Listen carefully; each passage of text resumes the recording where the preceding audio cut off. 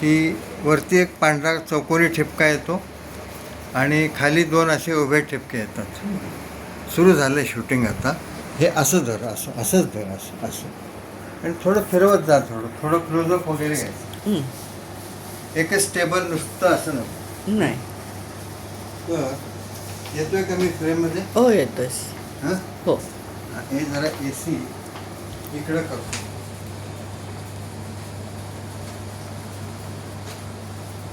हे जरा कार वारे. तर भागवत पुराण मराठी अनुवाद 9 स्कंद जे आहे, 9व्या स्कंदाचं एकूण सगळ्यात 9 स्कंदांचं हे समालोचन आहे मराठी अनुवाद. तर इथंपर्यंत 201 अध्यायांचा अनुवाद पूर्णावला. स्कंद 1 मध्ये 19 अध्याय आहेत, स्कंद 2 मध्ये 10 अध्याय आहेत, स्कंद 3 मध्ये 33 अध्याय आहेत, स्कंद 4 मध्ये 31 अध्याय आहेत, स्कंद 5 मध्ये 26 अध्याय आहेत, स्कंद 6 मध्ये 19 अध्याय आहेत, स्कंद 7 मध्ये 15 अध्याय आहेत, स्कंद 8 मध्ये 24 अध्याय आहेत, स्कंद 9 मध्ये 24, एकूण 201 अध्याय आतापर्यंत झाले. आणि हे तिसरं तृतीय शुद्धीकरण, third round of correction, third and final round of correction झालेलं आहे. हा अनुवाद करताना असंख्य अडचणी आल्या. अपुरे कोश, टीकाकाराचे काही स्थळी विलक्षण विवरण इत्यादी आणि माझे अज्ञान ही मुख्य कारणे होती. तुर्णिका टीका कुणी केली हे माहीत नाही. सप्ताह करताना तिचा उपयोग होतो हे खरे, पण ती परिपूर्ण टीका नाही. मुळातले काही भाग त्यात आढळत नाहीत मुळातले. तर काही स्थळी संदिग्धता आहे, काही स्थळी उद्धरणे दिली आहेत, परंतु त्यात नेमकेपणा अचूकपण नाही. तिकडे काय? हा, श्री भागवत पुराण सर्वांपेक्षा प्रसिद्ध लोकप्रिय पुराण आहे हे वास्तव होय. सर्व भारतीय प्रांतात त्याची कथा सांगितली जाते. भक्तिवेदांत स्वामींनी त्या कथेला अमेरिकेत पोचवले, त्यामुळे तेथील भोगवादी जीवन भक्तिमय बनले आहे. त्यांनी भागवत पुराण इंग्रजीत छापून सर्व जगभर ते उपलब्ध करून दिले. चालू आहे ना वरती सेकंद मिनिट? हो चालू आहे. 3 मिनिटं झाली. हा तेच मी सेकंद पुढे वाढताय हो. आणि मिनिट दाखवते. हो हो. तर भक्तिवेदांत स्वामींनी त्या कथेला अमेरिकेत पोचवले, त्यामुळे तेथील भोगवादी जीवन भक्तिमय बनले आहे. एक मिनिट. हे बटन का चालेल?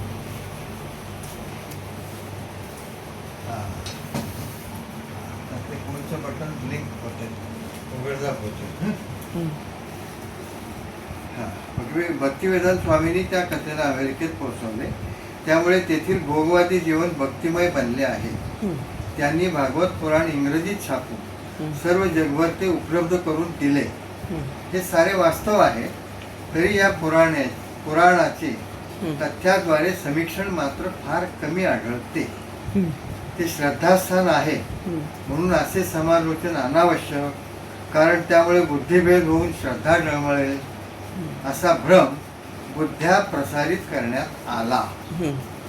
9वा स्कंद हा सूर्य सोमवंशजांची चरित्रे सांगावी या हेतूने रचित आहे. अध्याय 24, श्लोक 864, सर्वात मोठा अध्याय 4, 75 श्लोकांचा, सर्वात लहान अध्याय 17वा, 18 श्लोक, असे याचे अंकशास्त्रीय स्वरूप आहे. बहुतांश रचना अनुष्टुप वृत्तात आहेत.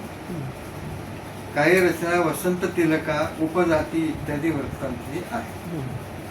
9वा स्कंद संपेतो 201 अध्याय पूर्ण झाले आहेत. यापैकी द्वितीय स्कंद सर्वात लहान म्हणजे 10 अध्यायांचा, तर तृतीय सर्वात मोठा 33 अध्यायांचा स्कंद आहे. चढता क्रम लावला तर द्वितीय 10 अध्याय, सप्तम 15 अध्याय, प्रथम आणि षष्ठ प्रत्येकी 19 अध्याय, अष्टम नवम प्रत्येकी 24 अध्याय, पंचम 26 अध्याय, चतुर्था स्कंद 31 अध्याय आणि तृतीय 33 अध्याय असे चित्र दिसेल. पंचम षष्ठ स्कंधात गद्याचा प्रयोग आढळतो. हे गद्य ही लालित्यपूर्ण आहे. वेदांचे समुपब्रह्मण म्हणजे संदर्भासह विस्तार या पुराणात मोठ्या प्रमाणात आढळते. समुपब्रह्मण म्हणजे संदर्भासह विस्तार. नवम स्कंदात पुरुरव्याची कथा एका ब्राह्मण कथेचे समुपब्रह्मण आहे. विज्ञानाचा आंशिक संदर्भ 9व्या स्कंदात आहे असे म्हणता येईल. पुत्र व्हावा म्हणून स्त्रीला प्रसाद दिला गेला हे गादी चरित्रावरून दिसून येते, पण विवरण मात्र नाही. तसेच यज्ञीय पवित्र जलप्राशनाने युवनाश्व राजाला गर्भ राहिला. पुरुषाला तो गर्भस्थ त्याच्या पोटाची उजवी बाजू फाडून जन्मला हे वर्णन आहे. अध्याय 6 27 ते 30 यात विज्ञान दडले असावेसे वाटते. त्याचा शोध घ्यावा लागेल. पुरुषाला गर्भ राहिला. च्यवन अश्विनी वैद्यांनी औषध देऊन च्यवनाला तरुण केला. अश्विनी वैद्यांनी औषध देऊन च्यवनाला तरुण केला. इथेही काहीतरी विज्ञान असावे. मनूचा पुत्र सुद्युम्न, त्यावरून ते च्यवनप्राश केलंय ना. ते काय मार्केटिंग हा, आहे. ते झालं. मनूचा पुत्र सुद्युम्न हा एका अरण्यात गेला हा. व स्त्री झाला. हे वर्णन लिंग परिवर्तन दाखवते, पण अद्भुत वर्णनात हे शास्त्र झाकले गेले असावे किंवा हे वर्णन कल्पनाप्रसूत असावे. पुनश्च सुद्युम्नाला स्त्रीत्व मिळाल्यावर तो आपले पुरुषत्व विसरला. तो इला म्हणून वावरत होता. तेव्हा त्याला चंद्रपुत्र बुध दिसला. बुध इला परस्परांवर भाळले. त्यांचे प्रेम प्रकरण प्रारंभिले. त्यांचा विवाह न होताच बुधापासून इलेला गर्भ राहिला. तिला पुत्र पुरुरवा हा चंद्रवंशाचा संस्थापक. एकूणच चंद्रवंश व्यभिचारातून निर्माण झाला असे म्हटले तर भागवताचे अंधभक्त खवळतील. पण हे वास्तव झाकणार कसे? अंधभक्त खवळतील. मूळ चंद्र हा देव. त्याला 27 पत्नी म्हणजे नक्षत्र असावीत होत्या. 27 पत्नी होत्या. त्यात रोहिणी सर्वाधिक प्रिय. तिचा पक्षपात केला म्हणून तक्रार झाली असावी. तेव्हा त्याला मोठी शिक्षाही झाली. एवढे घडूनही कामांध पठ्याने साक्षात देवगुरु बृहस्पतीची पत्नी तारा तिचे अपहरण करून तिचा भोग घेतला.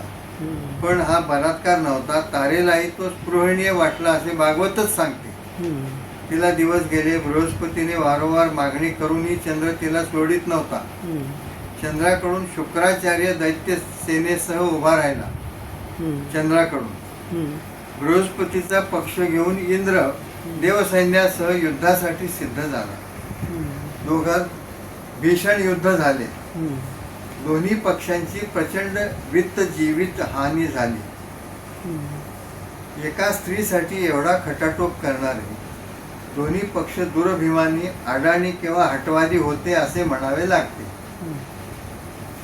बृहस्पतीने अशा परपुरुषरथ स्त्रीचा त्याग केला असता तर हा दुर्धर प्रसंग टळला असता. किंवा शुक्राचार्य दैत्यगुरु असला तरी तपस्वी ऋषी होता.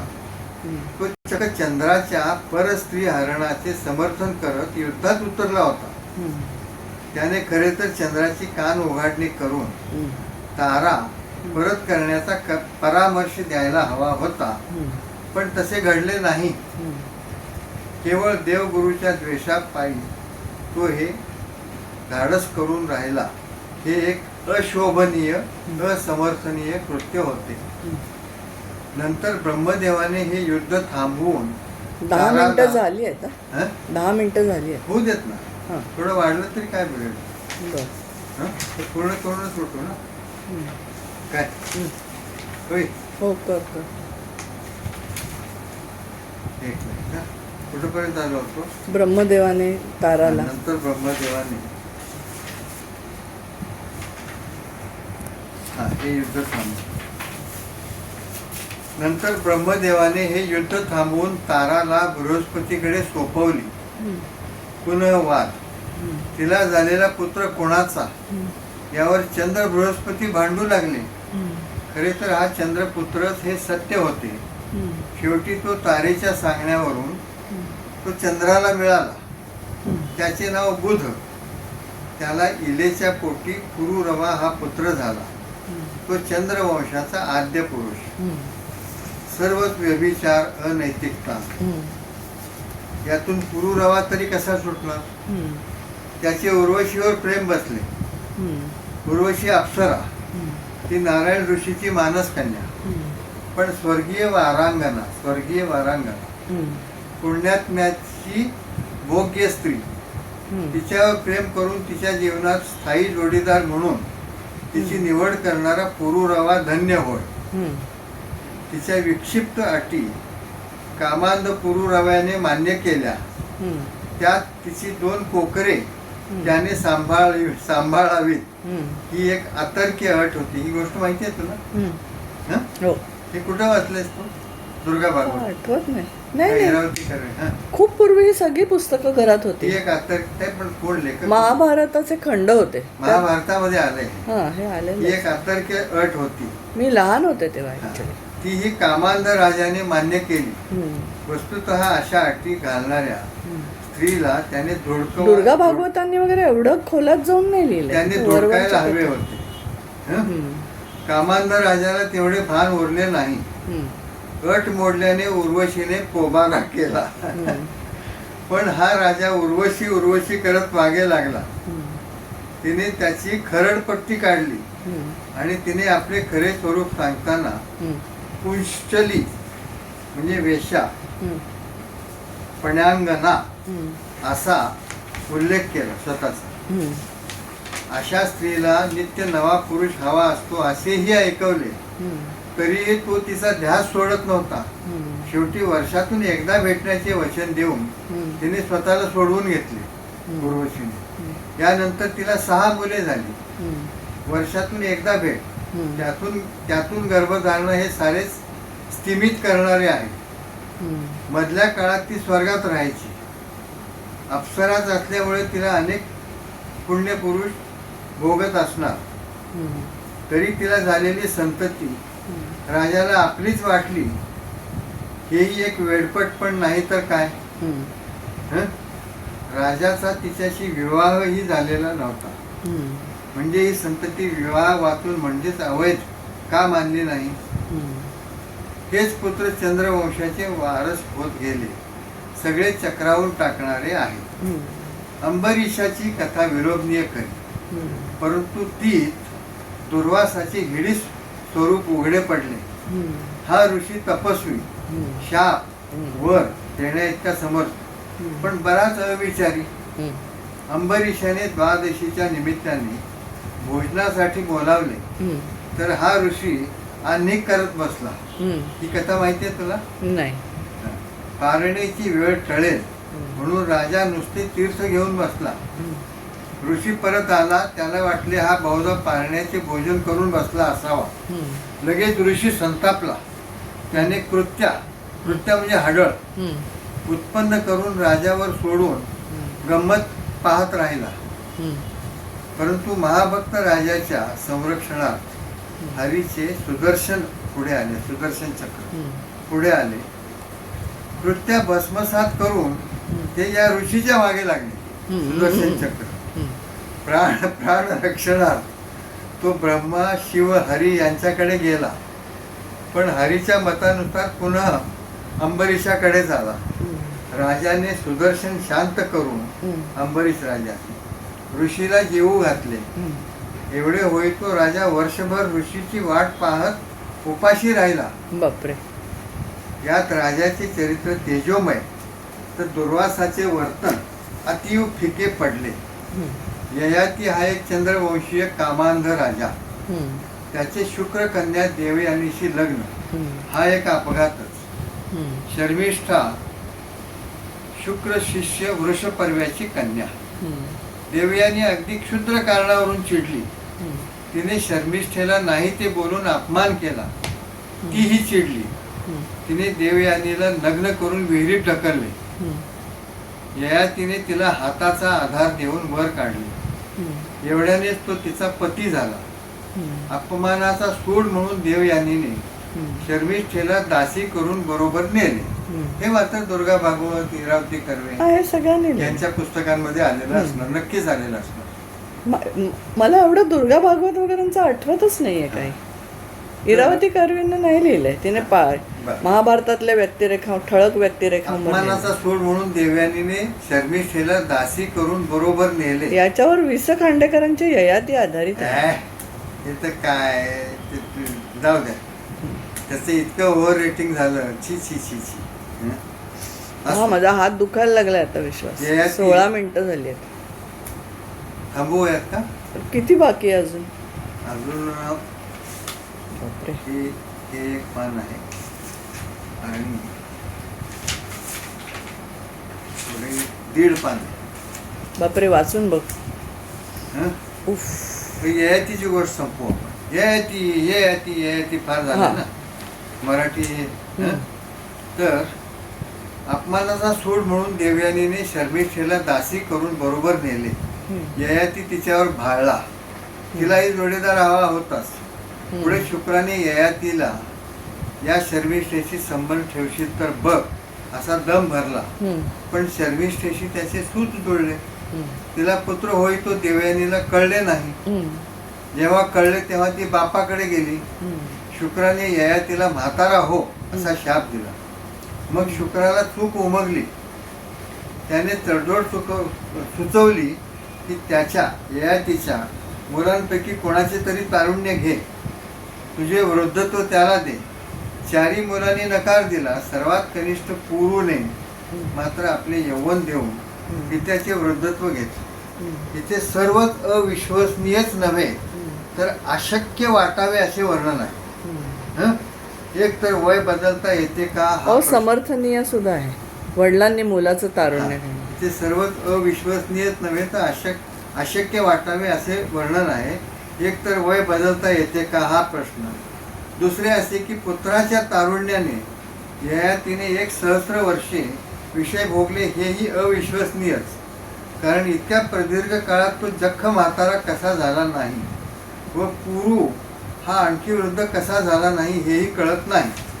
पुनश्च त्याचे तारुण्य ते होतेच कुठे? त्याला परत देऊन आपले वृद्धत्व ययातीने परत घेतले. हे सारेच अशक्य वाटते. त्याचे स्पष्टीकरण टीकेत नाही.